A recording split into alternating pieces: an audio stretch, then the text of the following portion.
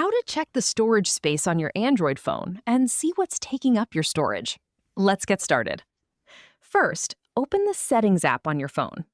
Now, scroll down and tap About Device.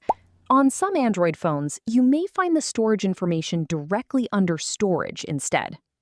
If you're using the latest Realme UI, open About Device, then tap Storage. Here, you'll see your phone's total storage capacity and how much space is currently being used. You can also see how much storage is still available. To find out what's using the most space, check the different categories, such as apps, images, videos, audio, documents, and other files.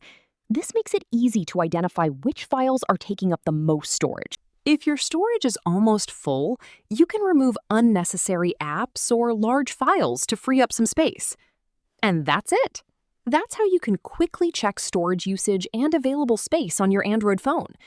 If this tutorial helped you, don't forget to like, subscribe to the channel, and turn on notifications for more Android tips and easy how-to guides.